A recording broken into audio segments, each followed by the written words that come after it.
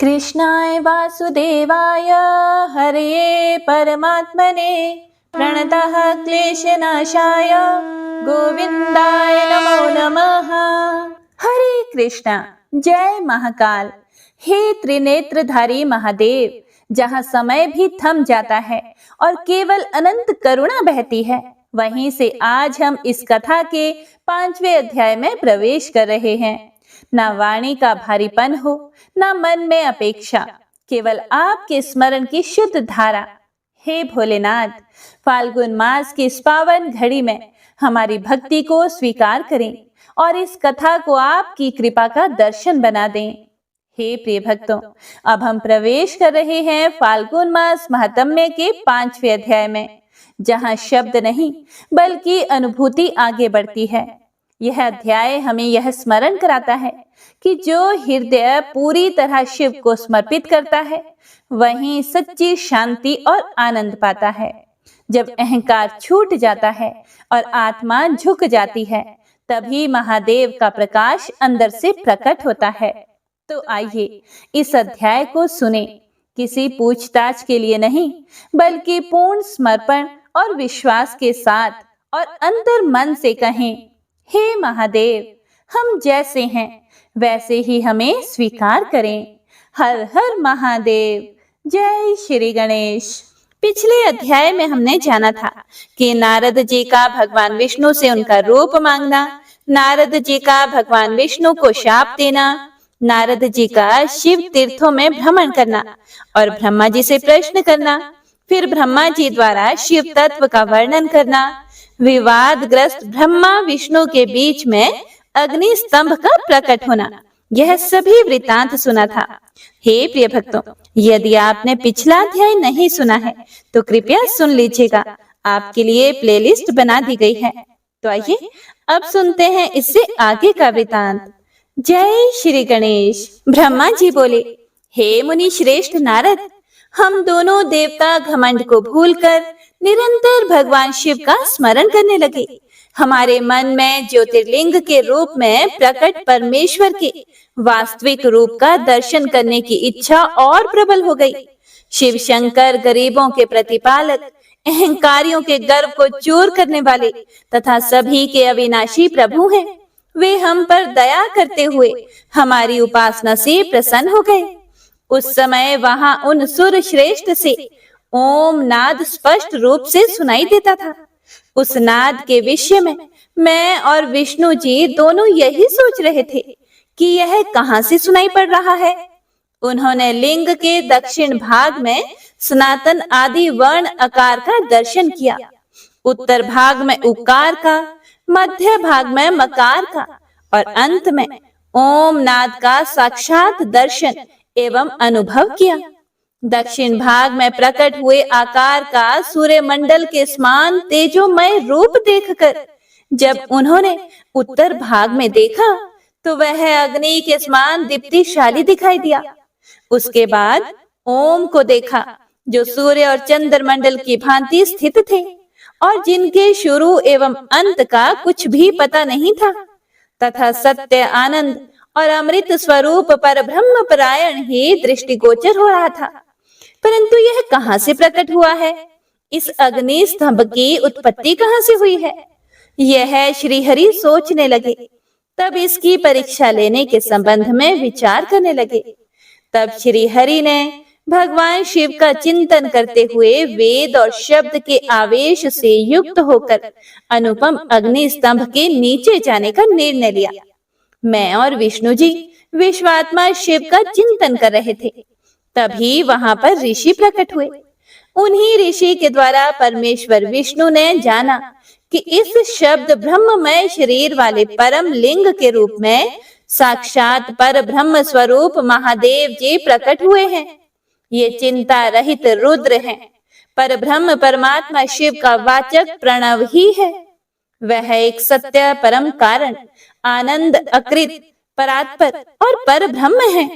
प्रणव के पहले अक्षर अकार से जगत के बीज भूत अर्थात ब्रह्मा जी का बोध होता है। दूसरे अक्षर उकार से सभी के कारण श्री हरि विष्णु का बोध होता है। तीसरा अक्षर मकार से भगवान शिव का ज्ञान होता है। अकार सृष्टिकर्ता, उकार मोह में डालने वाला और मकार नित्य अनुग्रह करने वाला है। मकार अर्थात भगवान शिव बीजी अर्थात बीज के स्वामी हैं। तो अकार अर्थात ब्रह्मा जी बीज हैं। उकार अर्थात विष्णु जी योनि हैं। महेश्वर बीजी, बीज और योनि हैं। इन सभी को नाद कहा गया है। बीजी अपने बीज को अनेक रूपों में विभक्त करते हैं। बीजी भगवान शिव के लिंग से उकार रूप योनि में स्थापित होकर चारों तरफ ऊपर की ओर बढ़ने लगा। वह दिव्य अंड कई वर्षों तक जल में रहा। हजारों वर्ष के बाद भगवान शिव ने इस अंड को 2 भागों में विभक्त कर दिया। तब इसके 2 भागों में से पहला स्वर्णमय कपाल ऊपर की ओर स्थित हो गया, जिससे स्वर्ग लोक उत्पन्न हुआ तथा कपाल के नीचे के भाग से 5 तत्वों वाली पृथ्वी प्रकट हुई। उस अंड से चतुर्मुख ब्रह्मा जी उत्पन्न हुए, जो समस्त लोकों के सृष्टा हैं। भगवान महेश्वर ही अ, उ, म त्रिविध रूपों में वर्णित हैं। इसीलिए ज्योतिर्लिंग स्वरूप सदाशिव को ओम कहा गया है। इसकी सिद्धि यजुर्वेद में भी होती है। हे नारद, देवेश्वर शिव को जानकर विष्णु जी ने शक्ति संभूत मंत्रों द्वारा उत्तम एवं महान अभ्युदय से शोभित भगवान शिव की स्तुति करनी शुरू कर दी। इसी समय मैंने और विश्व पालक भगवान विष्णु ने एक अद्भुत और सुंदर रूप देखा, जिसके 5 मुख, 10 भुजा, कपूर के समान गौरवर्ण, परम कांतिमय, अनेक आभूषणों से विभूषित, महान उदार, महावीर्यवान और महापुरुषों के लक्षणों से युक्त था, जिसके दर्शन पाकर मैं और विष्णु जी धन्य हो गए। तब परमेश्वर महादेव भगवान प्रसन्न होकर अपने दिव्यमय रूप में स्थित हो गए। इस प्रकार भगवान महादेव व भगवती उमा के दर्शन कर हम दोनों कृतार्थ हो गए। हमने उनके चरणों में प्रणाम किया। तब हमें 5 कलाओं से युक्त ओमकार जनित मंत्र का साक्षात्कार हुआ। उसके बाद महादेव जी ओम तत्वमसि महावाक्य दृष्टि गोचर हुआ, जो परम उत्तम मंत्र रूप है। इसके बाद धर्म और अर्थ का साधक बुद्धि स्वरूप 24 अक्षरीय गायत्री मंत्र प्रकट हुआ, जो पुरुषार्थ रूपी फल देने वाला है।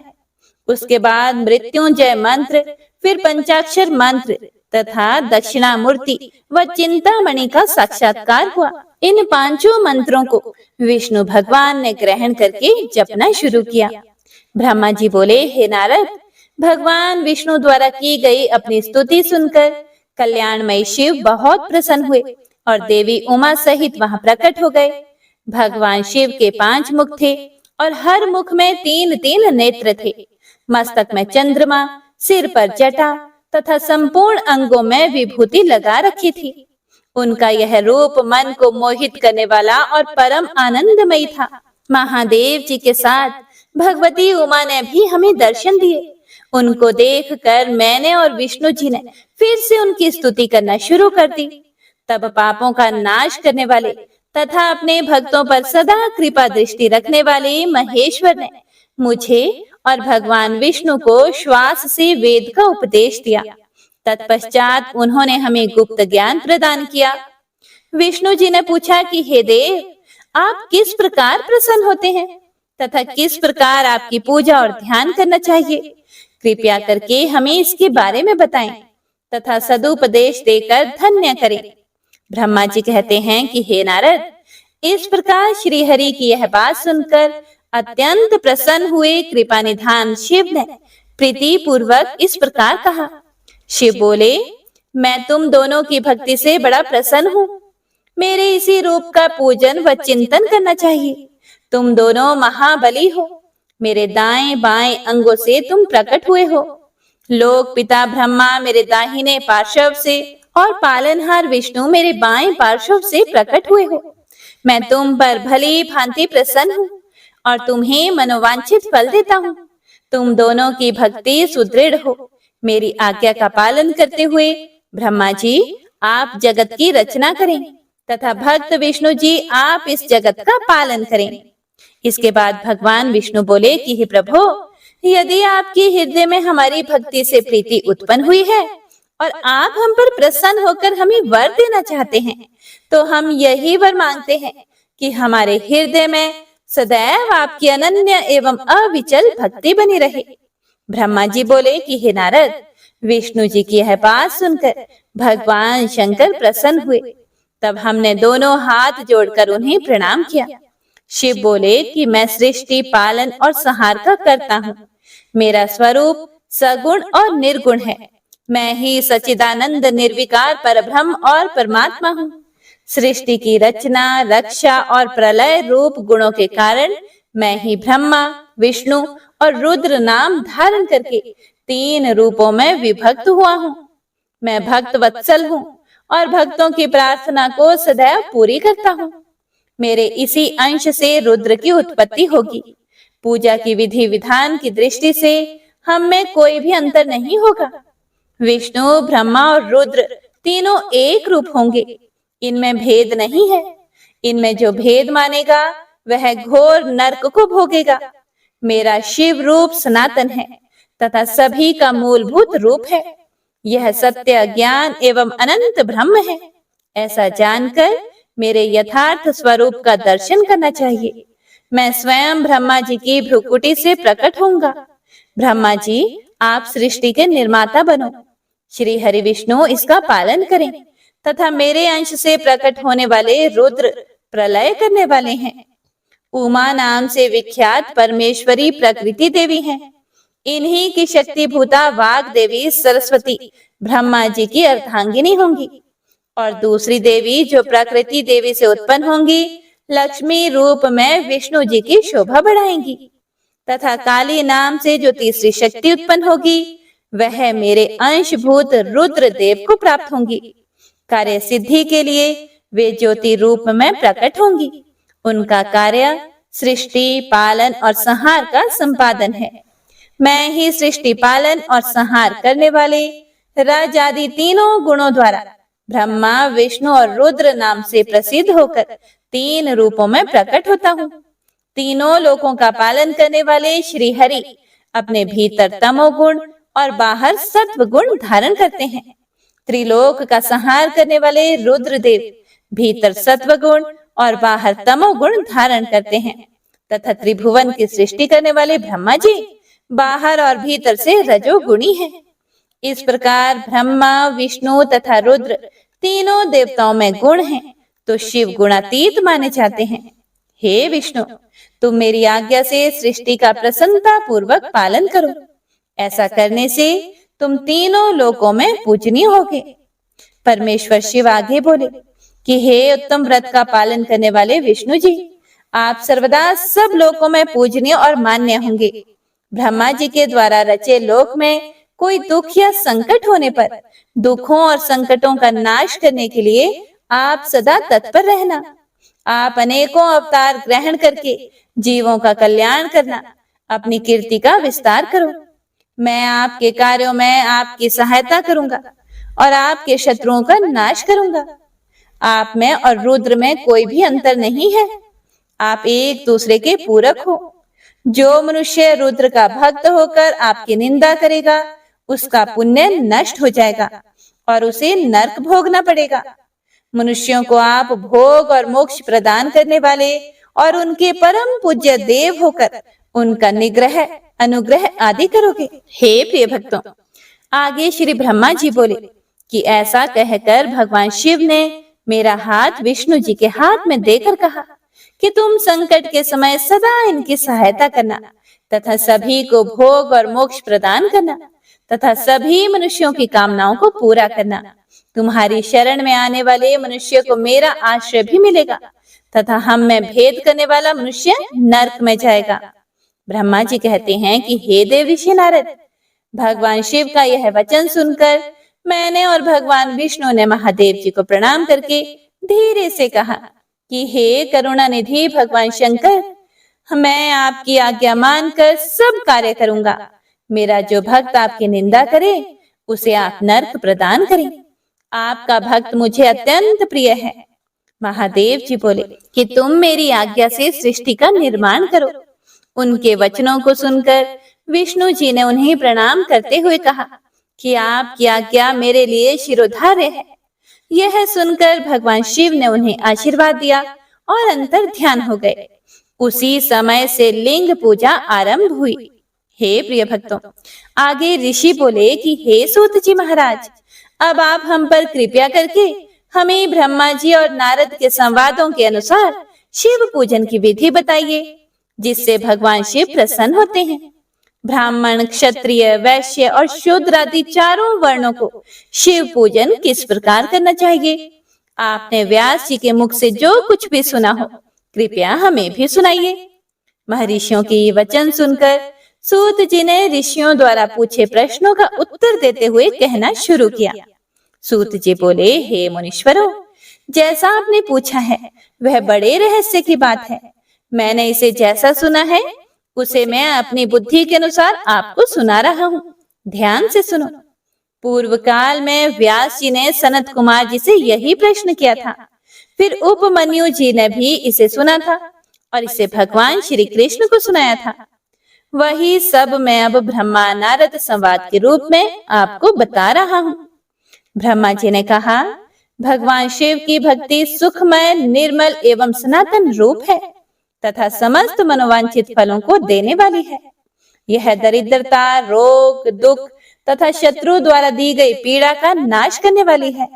जब तक मनुष्य भगवान शिव का पूजन नहीं करता और उनकी शरण में नहीं जाता, तब तक ही उसे दरिद्रता, दुख, रोग और शत्रु जनित पीड़ा, ये चारों प्रकार के पाप दुखी करते हैं।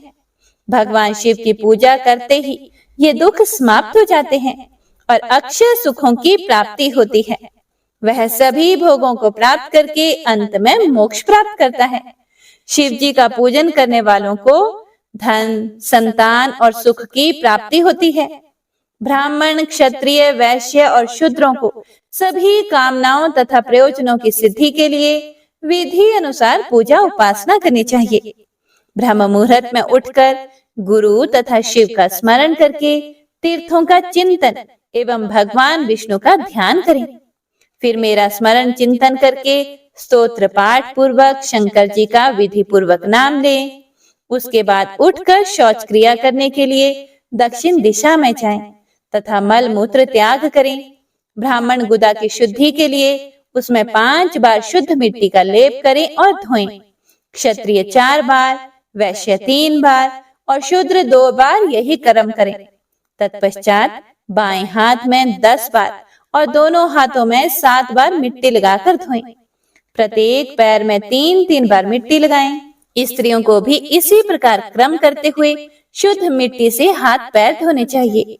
ब्राह्मण को 12 अंगुल, क्षत्रिय को 11, वैश्य को 10 और शूद्र को 9 अंगुल की दांतुन करनी चाहिए।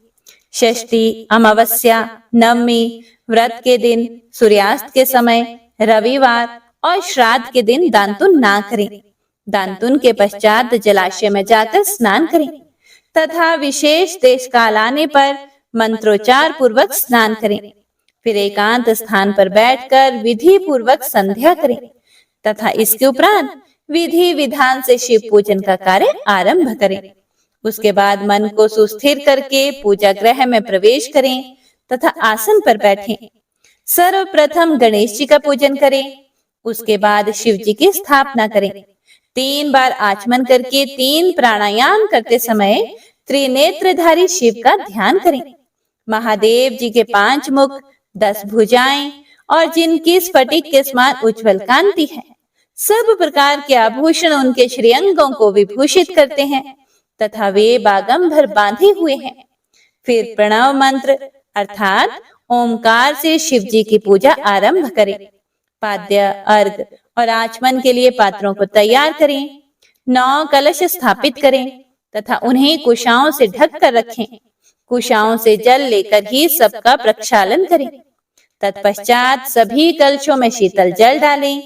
खस और चंदन को पाद्य पात्र में रखें। चमेली के फूल, शीतल चीनी, कपूर, बड़ की जड़ तथा तमाल का चूर्ण बना लें और आचमनीय के पात्र में डालें। इलायची और चंदन को तो सभी पात्रों में डालें। देवाधिदेव महादेव जी के सामने नंदीश्वर का पूजन करें। गंध, धूप तथा दीपों द्वारा भगवान शिव की आराधना आरंभ करें। सद्योजातम प्रपद्यामि मंत्र से शिव जी का आवाहन करें। ओम वाम देवाय नमः इस मंत्र के द्वारा भगवान महेश्वर को आसन पर स्थापित करें। फिर ईशानः सर्व विद्यानाम इस मंत्र से आराध्य देव का पूजन करें। पाद्य और आचमनी अर्पित करके अर्घ दें। तत्पश्चात गंध और चंदन मिले हुए जल से भगवान शिव को विधि पूर्वक स्नान कराएं। तत्पश्चात पंचामृत से भगवान शिव को स्नान कराएं। पंचामृत के पांचों तत्वों दूध, दही, शहद, गन्ने का रस तथा घी से नहलाकर महादेव जी के प्रणव मंत्र को बोलते हुए उनका अभिषेक करें। जल पात्रों में शुद्ध और शीतल जल लें। सर्वप्रथम महादेव जी के लिंग पर कुश, अपामार्ग, कपूर, चमेली, चंपा, गुलाब, सफेद कनेर, बेला, कमल और उत्पल पुष्पों एवं चंदन को चढ़ाकर पूजा करें। उन पर अनवरत जल की धारा गिरने की भी व्यवस्था करें। जल से भरे पात्रों से महेश्वर को नहलाएं। मंत्रों से भी पूजा करनी चाहिए। ऐसी पूजा समस्त अभिष्ट फलों को देने वाली है। पावमान मंत्र, रुद्र मंत्र, नील रुद्र मंत्र, पुरुष सूक्त, श्री सूक्त, अथर्व शीर्ष मंत्र, शांति मंत्र, मृत्युंजय मंत्र एवं पंचाक्षर मंत्रों से पूजन करें। शिवलिंग पर 1 सहस्त्र या 100 जल धाराएं गिरने की व्यवस्था करें। स्फटिक के समान निर्मल, अविनाशी, सर्वलोकमय परम देव जो आरंभ और अंत से हीन तथा रोगियों के औषधि के समान हैं, जिन्हें शिव के नाम से पहचाना जाता है एवं जो शिवलिंग के रूप में विख्यात है, उन भगवान शिव के मस्तक पर धूप, दीप, नैवेद्य और तांबूल आदि मंत्रों द्वारा अर्पित करें। अर्घ देकर भगवान शिव के चरणों में फूल अर्पित करें। फिर महेश्वर को प्रणाम करके आत्मा से शिव जी की आराधना करें और प्रार्थना करते समय हाथ में फूल लें। भगवान शिव से क्षमा याचना करते हुए कहें, हे कल्याणकारी शिव, मैंने अनजाने में अथवा जानबूझकर जो जप, तप, पूजा आदि सत्कर्म किए हों, आपकी कृपा से वे सफल हों। हर्षित मन से शिव जी को फूल अर्पित करें। स्वस्ति वाचन कर अनेक आशीर्वाद ग्रहण करें। भगवान शिव से प्रार्थना करें कि प्रत्येक जन्म में मेरी शिव में भक्ति हो तथा शिव ही मेरे शरण दाता हो। इस प्रकार परम भक्ति से उनका पूजन करें। फिर सपरिवार भगवान को नमस्कार करें। जो मनुष्य भक्ति पूर्वक प्रतिदिन भगवान शिव की पूजा करता है, उसे सब सिद्धियां प्राप्त होती हैं। उसे मनोवांछित फलों की प्राप्ति होती है। उसके सभी रोग, दुख, दर्द और कष्ट समाप्त हो जाते हैं। भगवान शिव की कृपा से उपासक का कल्याण होता है।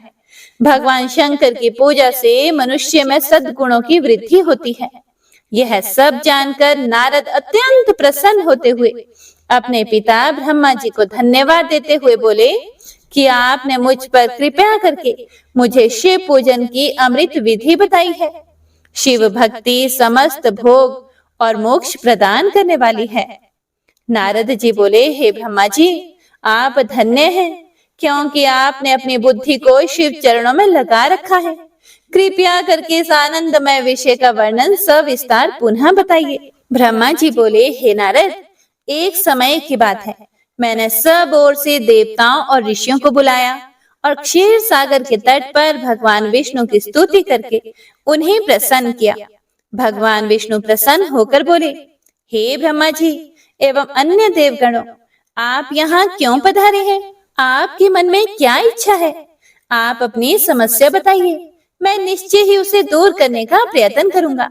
यह सुनकर ब्रह्मा जी बोले, हे भगवान, दुखों को दूर करने के लिए किस देवता की सेवा करनी चाहिए?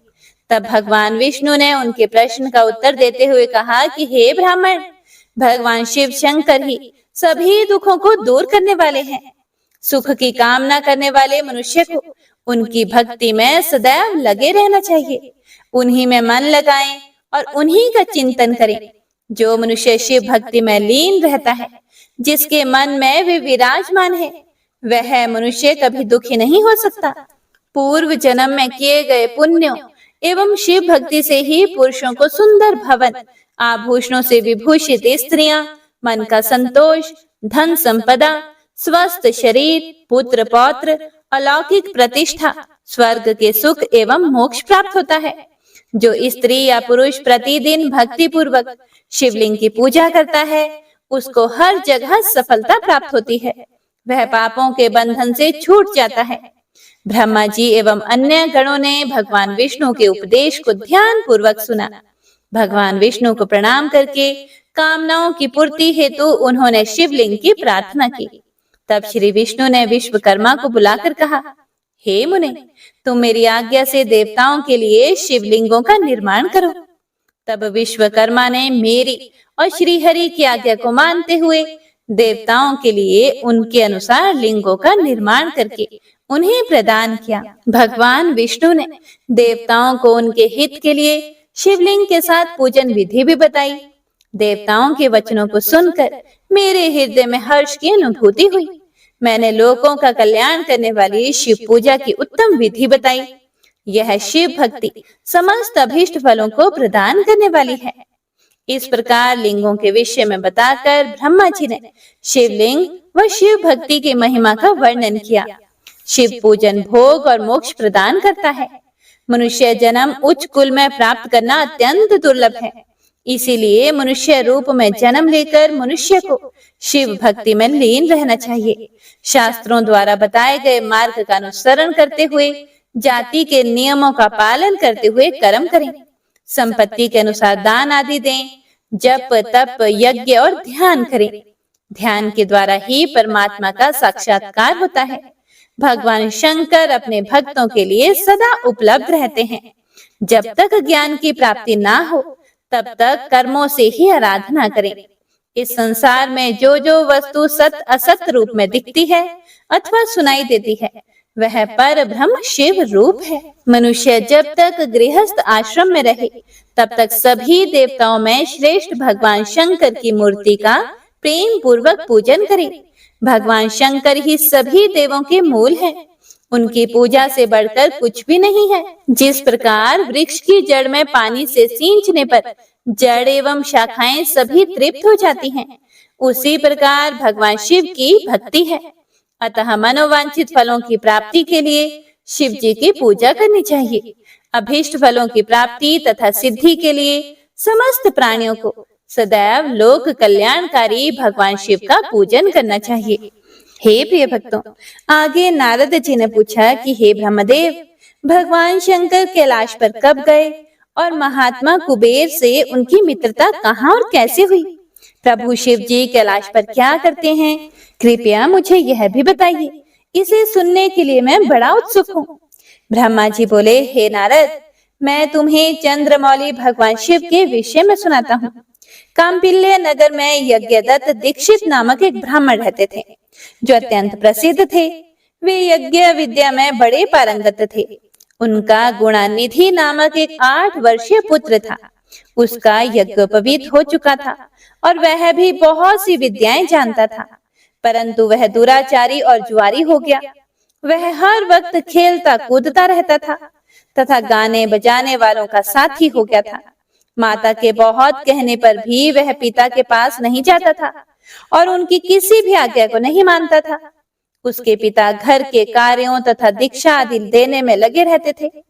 जब घर पर आकर अपनी पत्नी से गुणानिधि के बारे में पूछते तो वह झूठ कह देती कि वह कहीं स्नान करने या देवताओं का पूजन करने गया है। केवल एक ही पुत्र होने के कारण वह अपने पुत्र की कमियों को हमेशा छुपाती रहती थी। उन्होंने अपने पुत्र का विवाह भी करा दिया। माता नित्य अपने पुत्र को समझाती थी कि तुम्हारी बुरी आदतों के बारे में तुम्हारे पिता को पता चल गया तो वे क्रोध के आवेश में हम दोनों को मार देंगे।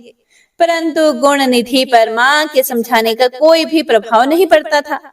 एक दिन उसने अपने पिता की अंगूठी चुरा ली और उसे जुए में हराया। देव योग से उसके पिता को अंगूठी के विषय में पता चल गया। जब उन्होंने अंगूठी जुआरी के हाथ में देखी और उससे पूछा तो जुआरी ने कह दिया कि मैंने कोई चोरी नहीं की है, अंगूठी मुझे तुम्हारे पुत्र ने ही दी है। और यही नहीं, बल्कि उसने और जुआरियों को भी बहुत सारा धन घर से लाकर दिया है। परंतु आश्चर्य तो यह है कि तुम जैसे पंडित भी अपने पुत्र के लक्षणों को नहीं जान पाए। यह सारी बातें सुनकर पंडित दीक्षित का सिर शर्म से झुक गया। वे सिर झुकाकर और अपना मुंह ढककर अपने घर की ओर चल दिए। घर पहुंचकर गुस्से से उन्होंने अपनी पत्नी को पुकारा। अपनी पत्नी से उन्होंने पूछा कि तेरा लाडला पुत्र कहाँ गया है? मेरी अंगूठी जो मैंने सुबह तुम्हें दी थी वह कहाँ है? मुझे जल्दी से दो। पंडित की पत्नी ने फिर झूठ बोल दिया कि मुझे याद नहीं कि वह कहाँ है। अब तो दीक्षित जी को और भी क्रोध आ गया। वे अपनी पत्नी से बोले कि तू बड़ी सत्यवादिनी है, इसीलिए मैं जब भी गुणनिधि के बारे में पूछता हूँ तब मुझे अपनी बातों से बहला देती है। यह कहकर दीक्षित जी घर के अन्य सामानों को ढूंढने लगे, किंतु उन्हें कोई भी वस्तु नहीं मिली, क्योंकि वे सब वस्तुएं गुणनिधि जुए में हार चुका था। क्रोध में आकर पंडित ने अपनी पत्नी और पुत्र को घर से निकाल दिया और स्वयं दूसरा विवाह कर लिया। ब्रह्मा जी बोले, हे नारद, जब यह समाचार गुणनिधि को मिला तो उसे अपने भविष्य की चिंता हुई। वह कई दिनों तक भूखा प्यासा भटकता रहा। एक दिन भूख प्यास से व्याकुल वह एक शिव मंदिर के पास बैठ गया। एक शिव भक्त अपने परिवार सहित शिव पूजन के लिए विविध सामग्री लेकर वहां आया था। उसने परिवार सहित भगवान शिव का विधि विधान से पूजन किया और अनेक प्रकार के पकवान शिवलिंग पर चढ़ाए। पूजन के बाद वे लोग वहां से चले गए तो गुणनिधि ने भूख से मजबूर होकर उस भोग को चोरी करने का विचार किया और मंदिर में चला गया। उस समय अंधेरा हो चुका था, इसीलिए उसने अपने वस्त्र को जलाकर उजाला किया। यह मानो कि उसने भगवान शिव के सम्मुख दीप जलाकर दीपदान किया था। जैसे ही वह सब भोग उठाकर भागने लगा, उसके पैरों की धमक से लोगों को पता चल गया कि उसने मंदिर में चोरी की है। सभी उसे पकड़ने के लिए दौड़े और उसका पीछा करने लगे और नगर के लोगों ने उसे खूब मारा। उनकी मार को उसका भूखा शरीर सहन नहीं कर सका और उसके प्राण पखेरु उड़ गए। उसके कुकर्मों के कारण यमदूत उसको बांधकर ले जा रहे थे कि तभी भगवान शिव के पार्षद वहां आ गए और गुणनिधि को यमदूतों के बंधनों से मुक्त करा दिया। यमदूतों ने शिव गणों को नमस्कार किया और बताया कि यह बड़ा पापी और धर्म कर्म से हीन है। यह अपने पिता का भी शत्रु है। इसने शिव जी के भोग की भी चोरी की है। इसने बहुत पाप किए हैं, इसलिए यह यमलोक का अधिकारी है। इसे हमारे साथ जाने दो ताकि विभिन्न नरकों को यह भोग सके। तब शिव गणों ने उत्तर दिया कि निश्चय ही गुणनिधि ने बहुत से पाप कर्म किए हैं, परंतु इसने कुछ पुण्य कर्म भी किए हैं जो संख्या में कम होने पर भी पाप कर्मों को नष्ट करने वाले हैं। हे प्रिय भक्तों, अब देखिए, इसने रात्रि में अपने वस्त्र को फाड़कर शिवलिंग के समक्ष दीपक में बत्ती डालकर उसे जलाया और दीपदान किया। इसने अपने पिता के श्रीमुख से एवं मंदिर के बाहर बैठकर शिव गुणों को सुना है और ऐसे ही और भी अनेक धर्म कर्म इसने किए हैं। इतने दिनों तक भूखा रहकर इसने व्रत किया और शिव दर्शन तथा शिव पूजन भी अनेकों बार किया है। इसीलिए यह हमारे साथ शिवलोक को जाएगा, वहां कुछ दिनों तक निवास करेगा। जब इसके संपूर्ण पापों का नाश हो जाएगा तो भगवान शिव की कृपा से यह कलिंग देश का राजा बनेगा। इसीलिए हे यमदूतों, तुम अपने लोक को लौट जाओ। यह सुनकर यमदूत यमलोक को चले गए। उन्होंने यमराज को इस विषय में सूचना दी और यमराज ने इसको प्रसन्नता पूर्वक स्वीकार कर लिया। उसके बाद गुणनिधि नामक ब्राह्मण को लेकर शिवगण शिवलोक को चले गए। कैलाश पर भगवान शिव और देवी उमा विराजमान थे। उसे उनके सामने लाया गया। गुणनिधि ने भगवान शिव उमा की चरण वंदना की और उनकी स्तुति की। उसने महादेव से अपने किए कर्मों के बारे में क्षमा याचना की। भगवान ने उसे क्षमा प्रदान कर दी। वहां शिवलोक में कुछ दिन निवास करने के बाद गुणनिधि कलिंग देश के राजा अरिंदम के पुत्र दम के रूप में विख्यात हुआ। हे नारद, शिव जी की थोड़ी सी सेवा भी उसके लिए अत्यंत फलदायी हुई। इस गुणनिधि के चरित्र को जो कोई पढ़ता अथवा सुनता है, उसकी सभी कामनाएं पूर्ण होती हैं तथा वह मनुष्य सुख शांति प्राप्त करता है। हे प्रिय भक्तों, नारद जी ने फिर आगे प्रश्न किया कि हे ब्रह्मा जी, अब आप मुझे यह बताइए कि गुण निधि जैसे महापापी मनुष्य को भगवान शिव द्वारा कुबेर पद क्यों और कैसे प्रदान किया गया? हे प्रभु, कृपया करके इस कथा को भी बताइए। ब्रह्मा जी बोले, हे नारद, शिवलोक में सारे दिव्य भोगों का उपभोग तथा उमा महेश्वर का सेवन कर वह अगले जन्म में कलिंग के राजा अरिंदम का पुत्र हुआ। उसका नाम दम था। बालक दम की भगवान शंकर में असीम भक्ति थी। वह सदैव शिव जी की सेवा में लगा रहता था। वह अन्य बालकों के साथ मिलकर शिव भजन करता। युवा होने पर उसके पिता अरिंदम की मृत्यु के बाद दम को राज सिंहासन पर बैठाया गया। राजा दम सब और शिव धर्म का प्रचार और प्रसार करने लगे। वे सभी शिवालयों में दीप दान करते थे। उनकी शिव जी में अनन्य भक्ति थी। उन्होंने अपने राज्य में रहने वाले सभी ग्रामाध्यक्षों को यह आज्ञा दी थी कि शिव मंदिर में दीप दान करना सबके लिए अनिवार्य है। अपने गांव के आसपास जितने भी शिवालय हैं, वहां सदा दीप जलाना चाहिए। राजा दम ने आजीवन शिव धर्म का पालन किया। इस तरह वे बड़े धर्मात्मा कहलाए। उन्होंने शिवालयों में बहुत से दीप जलवाए। इसके फलस्वरूप वे दीपों की प्रभा के आश्रय हो मृत्युपरांत अलकापुरी के स्वामी बने। ब्रह्मा जी बोले, हे नारद, भगवान शिव का पूजन और उपासना महान फल देने वाली है। दीक्षित के पुत्र गुणनिधि ने, जो पूर्ण अधर्मी था, भगवान शिव की कृपा पाकर दिक्पाल का पद पा लिया था। अब मैं तुम्हें उसकी भगवान शिव के साथ मित्रता के विषय में भी बताता हूँ। नारद, बहुत पहले की बात है। मेरे मानस पुत्र पुलस्त्य से विश्रवा का जन्म हुआ और विश्रवा के पुत्र कुबेर हुए। उन्होंने पूर्व काल में बहुत कठोर तप किया। उन्होंने विश्वकर्मा द्वारा रचित अलकापुरी का उपभोग किया। मेघ वाहन कल्प के आरंभ होने पर वे कुबेर के रूप में घोर तप करने लगे। वे भगवान शिव द्वारा प्रकाशित काशीपुरी में गए और अपने मन के रत्नमय दीपों से 11 रुद्रों को उद्बोधित करके वे तन्मयता से शिव जी के ध्यान में मग्न होकर निश्चल भाव से उनकी उपासना करने लगे। वहां उन्होंने शिवलिंग की प्रतिष्ठा की। उत्तम पुष्पों द्वारा शिवलिंग का पूजन किया। कुबेर पूरे मन से तप में लगे थे। उनके पूरे शरीर में केवल हड्डियों का ढांचा और चमड़ी ही बची थी। इस प्रकार उन्होंने 10,000 वर्षों तक तपस्या की। तत्पश्चात भगवान शिव अपनी दिव्य शक्ति उमा के भव्य रूप के साथ कुबेर के पास गए। अलकापति कुबेर मन को एकाग्र करके शिवलिंग के सामने तपस्या में लीन थे। भगवान शिव ने कहा, हे अलकापते, मैं तुम्हारी भक्ति और तपस्या से प्रसन्न हूँ। तुम मुझसे अपनी इच्छा अनुसार वर मांग सकते हो। यह सुनकर जैसे ही कुबेर ने आंखें खोली तो उन्हें अपने सामने भगवान नीलकंठ खड़े दिखाई दिए। उनका तेज सूर्य के समान था। उनके मस्तक पर चंद्रमा अपनी चांदनी बिखेर रहा था। उनके तेज से कुबेर की आंखें चौंधिया गई। उसके बाद उन्होंने अपनी आंखें बंद कर ली। वे भगवान शिव से बोले, हे भगवान, मेरे नेत्रों को वह शक्ति दीजिए जिससे मैं आपके चरणारविंदों का दर्शन कर सकूं। कुबेर की बात सुनकर भगवान शिव ने अपनी हथेली से कुबेर को स्पर्श करके देखने की शक्ति प्रदान की। दिव्य दृष्टि प्राप्त होने पर वे आंखें फाड़ फाड़ कर देवी उमा की ओर देखने लगे। वे सोचने लगे कि भगवान शिव के साथ यह सर्वांग सुंदरी कौन है? इसने ऐसा कौन सा तप किया है जो इसे भगवान शिव की कृपा से उनका सामीप्य, रूप और सौभाग्य प्राप्त हुआ। वे देवी उमा को निरंतर देखते जा रहे थे। देवी को घूरने के कारण उनकी बाईं आंख फूट गई। शिवजी ने उमा से कहा, हे उमे, यह तुम्हारा पुत्र है। यह तुम्हें क्रूर दृष्टि से नहीं देख रहा।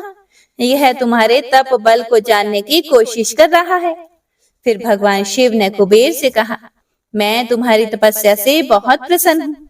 मैं तुम्हें वर देता हूँ कि तुम समस्त निधियों और गुह्य शक्तियों के स्वामी हो जाओ। सुव्रतों, यक्षों और किन्नरों के अधिपति होकर धन के दाता बनो। मेरी तुमसे सदा मित्रता रहेगी और मैं तुम्हारे पास सदा निवास करूंगा। अर्थात तुम्हारे स्थान अलकापुरी के पास ही मैं निवास करूंगा। कुबेर, अब तुम अपनी माता उमा के चरणों में प्रणाम करो, ये ही तुम्हारी माता है। ब्रह्मा जी कहते हैं कि हे नारद, इस प्रकार भगवान शिव ने देवी से कहा, हे देवी, यह आपके पुत्र के समान है, इस पर अपनी कृपा करो। यह सुनकर उमा देवी बोली कि वत्स, तुम्हारी भगवान शिव में सदैव निर्मल भक्ति बनी रहे। बाईं आंख फूट जाने पर तुम एक ही पिंगल नेत्र से युक्त रहो। महादेव जी ने जो वर तुम्हें प्रदान किए हैं वे सुलभ हैं। मेरे रूप से ईर्ष्या के कारण तुम कुबेर नाम से प्रसिद्ध होंगे। कुबेर को वर देकर भगवान शिव और देवी उमा अपने धाम को चले गए। इस प्रकार भगवान शिव और कुबेर में मित्रता हुई और वे अलकापुरी के निकट कैलाश पर्वत पर निवास करने लगे। नारद जी ने कहा कि हे ब्रह्मा जी, आप धन्य हैं। आपने मुझ पर कृपा करके मुझे इस अमृत कथा के बारे में बताया है। निश्चय ही शिव भक्ति दुखों को दूर कर समस्त सुख प्रदान करने वाली है। ब्रह्मा जी बोले, हे नारद मुनि, कुबेर के कैलाश पर्वत पर तप करने से वहां पर भगवान शिव का शुभ आगमन हुआ। कुबेर को वर देने वाले विश्वेश्वर शिव जब निधिपति होने का वर देकर अंतर ध्यान हो गए, तब उनके मन में विचार आया कि मैं अपने रुद्र रूप में, जिसका जन्म ब्रह्मा जी के ललाट से हुआ है और जो संहारक है, कैलाश पर्वत पर निवास करूंगा। शिव की इच्छा से कैलाश जाने की इच्छुक रुद्रदेव ने बड़े जोर जोर से अपना डमरू बजाना शुरू कर दिया। वह ध्वनि उत्साह बढ़ाने वाली थी। डमरू की ध्वनि तीनों लोकों में गूंज रही थी। उस ध्वनि में सुनने वालों को अपने पास आने का आग्रह था। उस डमरू ध्वनि को सुनकर ब्रह्मा, विष्णु आदि सभी देवता, ऋषि मुनि, वेद शास्त्रों को जानने वाले सिद्ध लोग बड़े उत्साहित होकर कैलाश पर्वत पर पहुंचे। भगवान शिव के सारे पार्षद और गणपाल जहां भी थे, वे कैलाश पर्वत पर पहुंचे। साथ ही असंख्य गणों सहित अपनी लाखों करोड़ों भयावनी भूत प्रेतों की सेना के साथ स्वयं शिव जी भी वहां पहुंचे। सभी गणपाल सहस्त्रों भुजाओं से युक्त थे। उनके मस्तक पर जटाएं थी। सभी चंद्रचूड़, नीलकंठ और त्रिलोचन थे। हार, कुंडल, केयूर तथा मुकुट से वे अलंकृत थे। भगवान शिव ने विश्वकर्मा को कैलाश पर्वत पर निवास बनाने की आज्ञा दी। अपने व अपने भक्तों के रहने के लिए योग्य आवास तैयार करने का आदेश दिया। विश्वकर्मा ने आज्ञा पाते ही अनेकों प्रकार के सुंदर निवास स्थान वहां बना दिए। उत्तम मुहूर्त में उन्होंने वहां प्रवेश किया। इस मधुर बेला पर सभी देवताओं, ऋषि मुनियों और सिद्धों सहित ब्रह्मा और विष्णु जी ने शिव जी व उमा का अभिषेक किया। विभिन्न प्रकार से उनकी पूजा अर्चना और स्तुति की। प्रभु की आरती उतारी। उस समय आकाश में फूलों की वर्षा हुई। इस समय चारों ओर भगवान शिव तथा देवी उमा की जय जयकार हो रही थी। सभी की स्तुति से प्रसन्न होकर भगवान शिव ने उन्हें उनकी इच्छा के अनुसार वरदान दिया तथा उन्हें अभीष्ट और मनोवांछित वस्तुएं भेंट की। तत्पश्चात भगवान शंकर की आज्ञा लेकर सभी देवता अपने अपने निवास को चले गए। कुबेर भी भगवान शिव की आज्ञा पाकर अपने स्थान अलकापुरी को चले गए। उसके बाद भगवान शंभु वहां निवास करने लगे। वे योग साधना में लीन होकर ध्यान में मग्न रहते। कुछ समय तक वहां अकेले निवास करने के बाद उन्होंने दक्ष कन्या देवी सती को पत्नी रूप में प्राप्त कर लिया। हे देवऋषि, अब रुद्र भगवान देवी सती के साथ वहां सुख पूर्वक विहार करने लगे। हे नारद, इस प्रकार मैंने तुम्हें भगवान शिव के रुद्र अवतार का वर्णन और उनके कैलाश पर आगमन की उत्तम कथा सुनाई है। तुम्हें शिव जी और कुबेर की मित्रता और भगवान शिव की विभिन्न लीलाओं के विषय में भी बताया है। उनकी भक्ति तीनों लोकों का सुख प्रदान करने वाली तथा मनोवांछित फलों को देने वाली है। इस लोक में ही नहीं, परलोक में भी सद्गति प्राप्त होती है। इस कथा को जो भी मनुष्य एकाग्रचित होकर सुनता अथवा पढ़ता है, वह इस लोक में सुख और भोगों को पाकर मोक्ष को प्राप्त होता है। नारद जी ने ब्रह्मा जी का धन्यवाद किया और उनकी स्तुति की।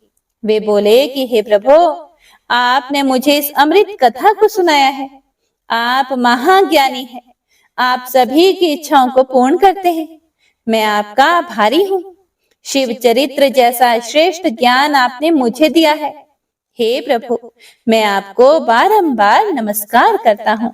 श्री शिवाय नमस्तुभ्यम।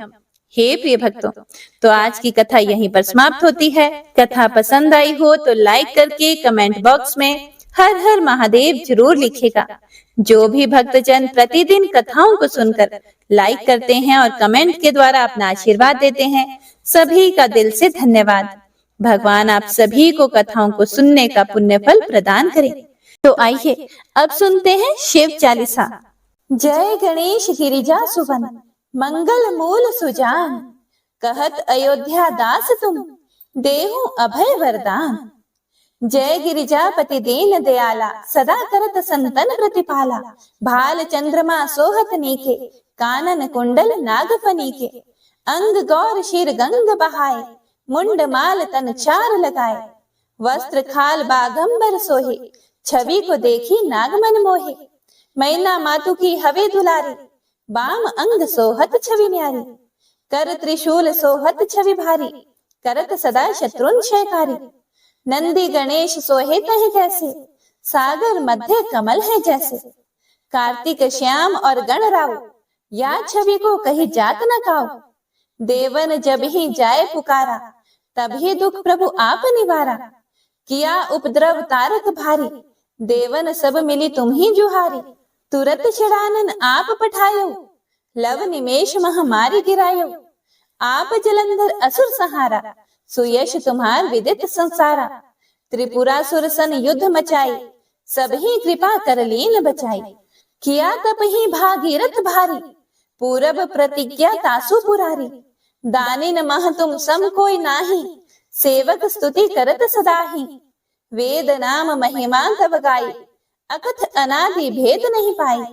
प्रकटी उधती मंथन में ज्वाला, जरत सुरासुर भय विहाला। किन्हीं दया तह करी सहाय, नीलकंठ तब नाम कहाई। पूजन रामचंद्र जब किन्हा, जीत के लंका विभीषण दिन्हा। सहस कमल में हो रहे धारी, किन्ह परीक्षा तभी पुरारी। एक कमल प्रभु राखे जोई, कमल नयन पूजन चह सोई। कठिन भक्ति देखी प्रभु शंकर, भय प्रसन्न दिए इच्छित वर। जय जय जय अनंत अविनाशी, करत कृपा सबके घटवासी। दुष्ट सकल नित मोहि सतावे, भ्रमत रहूं मोहि चैन न आवे। त्राहि त्राहि मैं नाथ पुकारो, यही अवसर मोहि आन उबारो। लई त्रिशूल शत्रुन को मारो, संकट से मोहि आन उबारो। मात पिता भ्राता सब होई, संकट में पूछत नहीं कोई। स्वामी एक है आस तुम्हारी, आए हरहु मम संकट भारी। धन निर्धन को देत सदाही, जो कोई जांचे सो फल पाही। स्तुति के ही विधि करें तुम्हारी, क्षमु नाथ अब चूक हमारी। शंकर हो संकट के नाशन, मंगल कारण विघ्न विनाशन। योगी यति मुनि ध्यान लगावे, शारद नारद शीश नवावे। नमो नमो जय नमः शिवाय, सूर ब्रह्मादिक पार न पाए। जो यह पाठ करे मन लाए, ता पर होत है शंभु सहाय। ऋणिया जो कोई हो अधिकारी, पाठ करे सो पावन हारी। पुत्रहीन कर इच्छा जोई, निश्चय शिव प्रसाद ते ही होई। पंडित त्रयोदशी को लावे, ध्यान पूर्वक होम करावे। त्रयोदशी व्रत करे हमेशा, ताके तन नहीं रहे कलेशा। धूप दीप नैवेद्य चढ़ावे, शंकर सम्मुख पाठ सुनावे। जन्म जन्म के पाप नसावे, अंत धाम शिवपुर में पावे। कहे अयोध्या दास आस तुम्हारी, जानी सकल दुख हरहु हमारी। नित नेम कर प्रातः ही, पाठ करो चालीसा। तुम मेरी मनोकामना, पूर्ण करो जगदीश। मगसर छठी हेमंत ऋतु, संवत 64 जान। स्तुति चालीसा, शिव ही पूर्ण कील कल्याण। ओम नमः शिवाय।